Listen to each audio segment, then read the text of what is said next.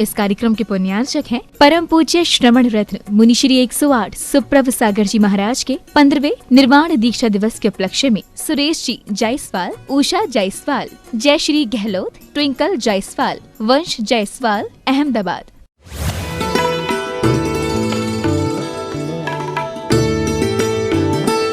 अंतर्तीर्थ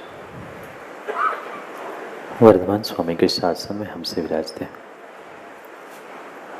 और उनकी यह पावन पीयूष देशना हम सभी के लिए परम उपकारी। अनादिकाल से हमारी इस आत्मा में जो जन्म, जरा और मृत्यु रूपी रोग लगे, उन रोगों का उपशमन करने वाली कोई परम औषधि है तो वह एकमात्र यह जनवाणी। भव्यात्मा, हर इंसान, हर व्यक्ति, हर जीव अपने जीवन में बदलाव चाहता है। वही जिंदगी, वही जीवन, वही रूटीन जीते जीते वह जब थक जाता है, बोर हो जाता है, तो कहीं ना कहीं वह बदलाव को खोजता है, परिवर्तन चाहता है। और चाहे भी क्यों ना, बदलाव, परिवर्तन ये तो इस सृष्टि का ही नियम है। और हर इंसान, विशेष करके वर्तमान में हर मनुष्य अपने जीवन में बहुत बड़ा बदलाव चाहता है। बदलाव ज़रूरी भी है, पर बदलाव चाहते हुए, ज़रूरी बदलाव चाहते हुए भी आज तक पांड्या जी जीवन में बदलाव क्यों नहीं हुआ? क्या आज तक आपने कभी जीवन में बदलाव, परिवर्तन नहीं चाहा? एक गरीब व्यक्ति है, वो भी अमीर होना चाहता है, अमीर है वो भी बदलाव चाहता है, रोज पकवान खाने वाला भी बदलाव चाहता है और रोज सूखी रोटी खाने वाला भी बदलाव चाहता है। बदलाव हर इंसान, हर मनुष्य चाहता है। कथनचित बदलाव आवश्यक भी है, पर बदलाव चाहने से, बदलाव ज़रूरी होने से जीवन में बदलाव आए, ये भी ज़रूरी नहीं है। व्यक्ति सोचता बहुत है, बहुत कुछ सुबह से शाम, रात दिन, कई महीने, कई घंटे तो शायद कई जीवों के ऐसे निकल जाते हैं, मैं क्या करूं, कैसे बदलाव करूं, कैसे इसको बदला जाए, कैसे ये स्थिति बदलेगी। ये सोचते सोचते कई दिन नहीं, कई महीने निकल जाते हैं, पर जीवन में आज तक शायद उनके बदलाव नहीं हो पाए। क्यों नहीं हुआ? क्योंकि बदलाव करने के लिए, जीवन में बदलाव करने के लिए जीवन की नई शुरुआत आवश्यक थी। जब तक जीवन की नई शुरुआत नहीं थी, तब तक जीवन में बदलाव संभव नहीं था। ये पक्का है कि पीछे जाकर विनोद जी आप अपने जीवन को ठीक नहीं कर सकते। करोगे सनत जी? अपने इस पर्याय में पीछे जाने की व्यवस्था कैमरे और मोबाइल पिक्चर जैसी नहीं है कि पीछे जाके कुछ डिलीट करूं, कुछ एडिट करूं और फिर से पुनः देखूं। नहीं हो सकता। बदलाव करना है तो मुझे आज से ही कुछ नई शुरुआत करनी होगी, नए जीवन के मायनों को समझना होगा, उस बदलाव के मायनों को समझना होगा। बहुत सारे जीवों ने बदलाव का पुरुषार्थ किया, परिवर्तन का पुरुषार्थ किया, जीवन बदल जाए, समाज बदल जाए, घर बदल जाए। सबको बदलने का तो प्रयास किया गोदा जी, पर अपने आप को नहीं।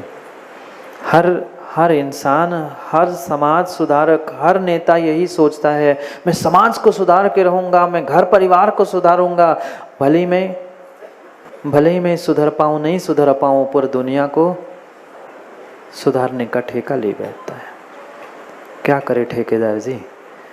दुनिया का ठेका लेने से मेरे जीवन में बदलाव आने वाला नहीं है। दूसरों के लिए कितने ही सुंदर महल, मकान और कितने ही सुंदर तुम बस्तियां बना लेना, पर ध्यान रखना अगर मेरे ही भाव नहीं बस पा रहे हैं, मेरी ही भावों की बस्ती नहीं है, हम उनको ठीक नहीं कर पा रहे हैं, तो हमारे जीवन में बदलाव आने वाला नहीं है। कितनों के लिए कॉलोनी बनाई, कॉलोनाइजर नीरज जी बनाई? क्या दूसरों को घर और कॉलोनी बनाते समय कभी हमने अपने भावों की कॉलोनी बनाने का प्रयास किया? उसे कभी सिंक्रोनाइज करने का, उसको कभी व्यवस्थित करने का विवेक हम जागृत कर पाए? नहीं कर पाए। कितना ही बदलाव और कितना ही परिवर्तन तुम परिस्थिति में लाने का पुरुषार्थ कर लेना, पर परिस्थिति में बदलाव तुम्हारे जीवन का बदलाव नहीं है। नहीं है। जीवों ने बदलाव के मायने यही समझे कि मैं जीवन में बहुत बड़े विकास को प्राप्त कर लूं, धन दौलत मकान नाम शौहरत प्रतिष्ठा प्राप्त कर लूं, मेरा जीवन बदल जाए। बदला। कई अरबपति खरबपति करोड़पति लखपति इस सभा में बैठे होंगे, पर जीवन बदला नहीं बदल सकता। इन बाहर के साधनों से, इन बाहर के जगत के विकास से तुम्हारे जीवन का विकास, तुम्हारे जीवन का बदलाव हो नहीं सकता। ये तो मात्र बहिरंग साधन थे। जब तक तुम्हारे जीवन में तुम अपने आप से विवेक जागृत नहीं कर पा रहे हो, तब तक तुम्हारे जीवन के बदलाव के कोई मायने नहीं है। बदलाव के मायने मात्र और मात्र आपके विवेक से संबंधित है। कितना विवेक आपके जीवन में, आपके क्रिया में, आपके प्रतिदिन के उस पुरुषार्थ में है, यह तय करता है आपका जीवन वास्तव में बदलाव के योग्य है कि नहीं है। मात्र सोचने से, विचार करने से, दूसरों पर अपने बदलाव, अपने भावों के उन पुरुषार्थ को आरोपित करने से कभी जीवन में बदलाव नहीं होगा। कभी जीवन में बदलाव नहीं होगा। कौन सा ऐसा इंसान होगा, कौन सा ऐसा मुखिया होगा जो समाज में, देश में, घर में, परिवार में बदलाव नहीं चाहता? माँ, आप चाहते हो घर परिवार में बदलाव हो, समाज में, हमारे देश में बदलाव हो, सब जगह क्रांति हो? ये भाव तो हम रखते हैं, पर जिस बदलाव के भाव हमारे पास है, जिस क्रांति के भाव हमारे दिलो दिमाग में है, वह क्रांति, वह बदलाव मेरे स्वयं के जीवन में आया? बहुत बड़ा प्रश्न चिन्ह है। जीवन की शुरुआत तभी हो सकती है जब जीवन में बदलाव होगा, और जीवन में बदलाव तभी हो सकता है जब नई जीवन की शुरुआत आप विवेक के साथ करोगे। समस्या यही है, आज की विडंबना, आज की समस्या यही है कि व्यक्ति पुरुषार्थ तो दिन रात कर रहा है धन कमाने के लिए, गृहस्थी चलाने के लिए। इतना ही नहीं, धर्म का पुरुषार्थ भी आज हर व्यक्ति कर रहा है। बहुत सारे जीव मिलेंगे धर्म का पुरुषार्थ करने वाले, मंदिर जाने वाले, पूजा पाठ अभिषेक दान करने वाले, पर इन क्रियाओं के साथ, उन क्रियाओं के साथ मेरा विवेक कितना जागृत है? कितना विवेक जागृत है? क्रियाओं को नहीं बदलना था। मनुष्य पर्याय के जीवन को भी बदलना असंभव था। इस पर्याय में बदलोगे? इस पर्याय में तो मनुष्य पर्याय को बदलना असंभव ही है। असंभव ही है। कितना ही अजीत शास्त्री जी कहे, उन्होंने मशीन के द्वारा, ऑपरेशन के द्वारा अपने वेदों को बदलने का प्रयास किया, पर मनुष्य पर्याय बदलना इस पर्याय में तो संभव नहीं है। इस पर्याय में जो भुज्यमान तुम्हारी मनुष्य आयु चल रही है, उसे तुम्हें भोगना ही पड़ेगा। अंतर इतना है, अगर थोड़ा सा विवेक जागृत होगा ना, तो आज तक जो कुकृत्य, पाप और विपरीतताएं तुमने की है, उसको बदलकर तुम्हारा अंजाम आखिर का अवश्य ही बदल सकता है। पर बदलना तुम्हें आज से होगा। बदलाव तुम्हें अपने विवेक से, अपने भावों में, अपने स्वयं के जीवन में लाना होगा। दूसरों के जीवन में बदलाव लाने से, दूसरों को बदलने की भावना रखने से, परिस्थितियों को बदलने की भावना रखने से आपका जीवन बदल नहीं सकता। किस पे पुरुषार्थ किया आज तक? पूरा जीवन बीत गया। 40, 50, 60, 70, 80, 85 डोसी जी कितने हुए? 85, 90 के भी दादा जीव बैठे हैं यहाँ पर हर जीव का पुरुषार्थ मात्र पर सापेक्ष बदलाव में रहा। स्व सापेक्ष बदलाव का विवेक पूर्वक उसने विचार ही नहीं किया। अपने आप को बदलने का, अपने भावों को बदलने का कब महापुरुषार्थ किया? मंदिर में भी पहुंचे, परमात्मा गुरु के पास भी पहुंचे, तो वहां भी हर व्यक्ति यही चाहता है, मैं तो नहीं बदलूंगा पर सामने वाला बदलना चाहिए। उसे इतना विवेक नहीं, पूजा कैसे करनी, दान कैसे करनी चाहिए, भले ही हमें विवेक हो अथवा ना हो, पर उसका विवेक हमें जरूर दिखता है। जब जब तुम्हें दूसरे का विवेक दिखता है, ज्ञानी ध्यान रखना, तुम्हारा विवेक जब सोता है तभी तुम्हें दूसरे का अविवेक दिखता है। तुम्हारा अगर विवेक जागृत होता तो अविवेकी का भी विवेक तुम्हें, अविवेकी का भी अविवेक तुम्हें नहीं दिखता, पापी का भी पाप तुम्हें नहीं दिखता, अगर तुम्हारे भीतर थोड़ा सा भी विवेक होता। सम्यक दृष्टि जीव जो अपनी स्ट्रेंथ, अपनी शक्ति के साथ अपने जीवन को स्टार्ट करता है, स्मार्ट करने के लिए पुरुषार्थ करता है, उसके पास सबसे बड़ा शस्त्र विवेक रूपी होता है। सफलता के मायने भले ही आज जीवन में अनेक प्रकार के हो, पर चाहे किसी भी क्षेत्र की सफलता, चाहे धन संपत्ति, नाम शोहरत, गृहस्थी, किसी भी क्षेत्र की सफलता हो, पंडित जी सफलता मात्र विवेक से मिलती है, पुण्य उदय से ही सर्वथा नहीं मिलती। पुण्य तो चाहिए ही पड़ेगा, पुरुषार्थ भी चाहिए पड़ेगा, पर पुण्य और पुरुषार्थ के साथ साथ जीव के भीतर अगर विवेक की कमी है तो पुण्य उदय भी कब पाप में परिवर्तित हो जाए कोई भरोसा नहीं। तुम्हारा सम्यक पुरुषार्थ भी अविवेक के कारण कभी कभी बिगड़ जाता है, और इतना बिगड़ जाता है कि पुरुषार्थ तो सम्यक चल रहा था, माँ भोजन नहीं बिगड़ा कभी? भोजन बनाते आप लोग? बोलो ना, कच्चा की अच्छा?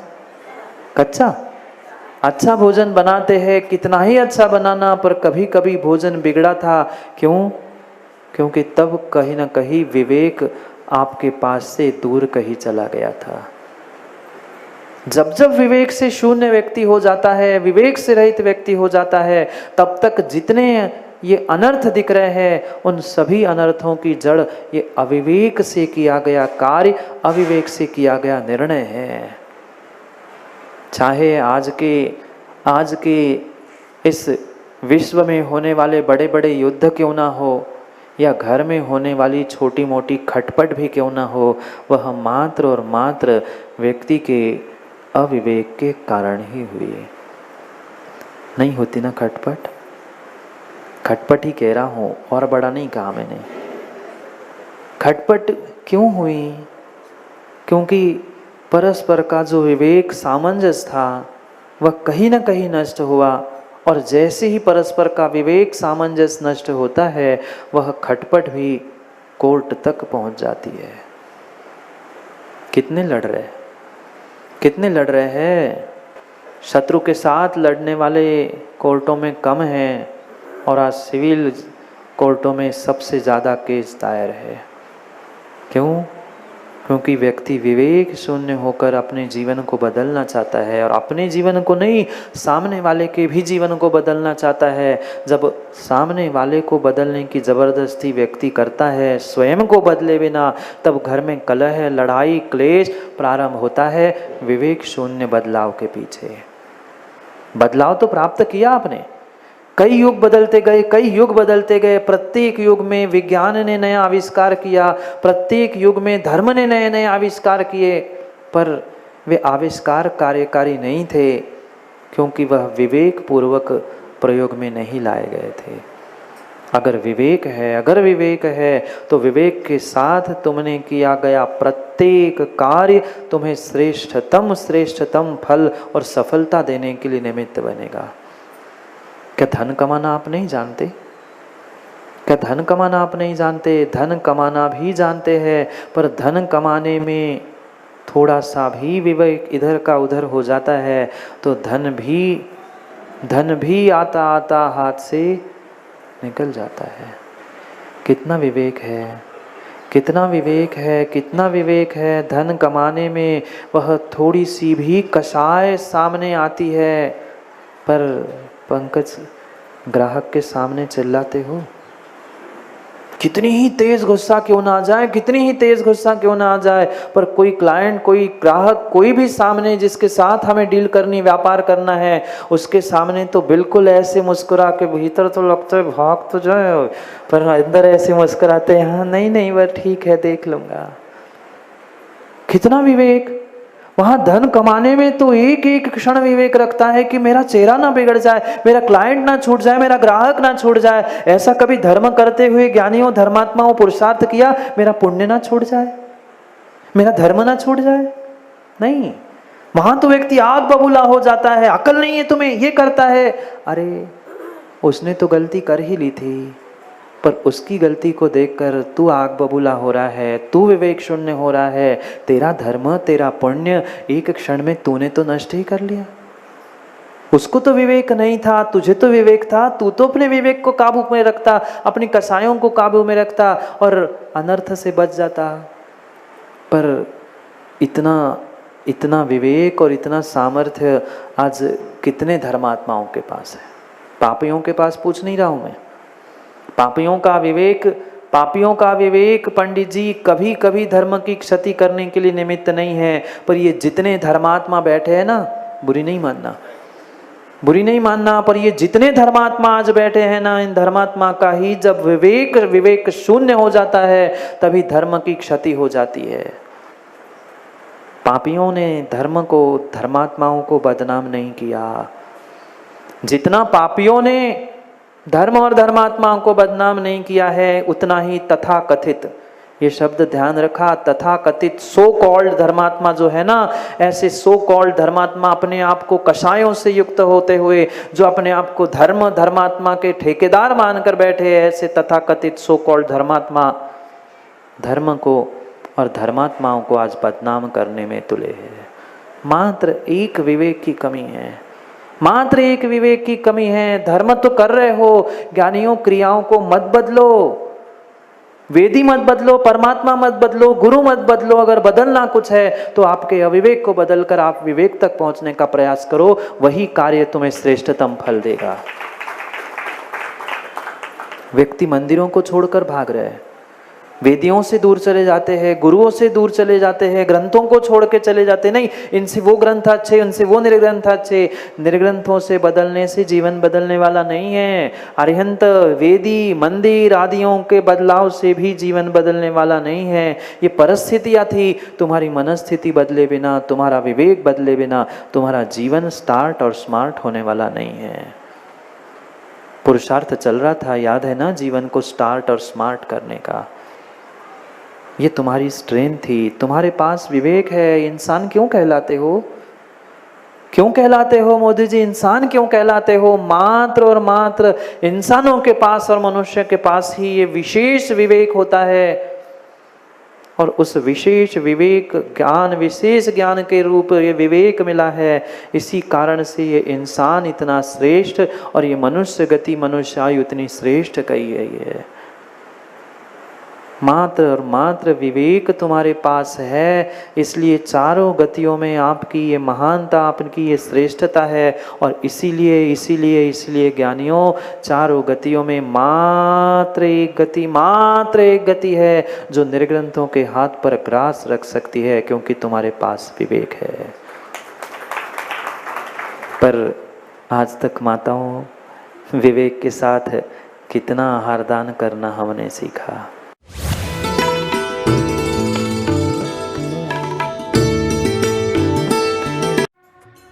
इस कार्यक्रम के पुण्यार्चक थे परम पूज्य श्रवण रत्न मुनिश्री 108 सुप्रभ सागर जी महाराज के 15वें निर्वाण दीक्षा दिवस के उपलक्ष्य में सुरेश जी जायसवाल, उषा जायसवाल, जय श्री गहलोत, ट्विंकल जायसवाल, वंश जायसवाल, अहमदाबाद।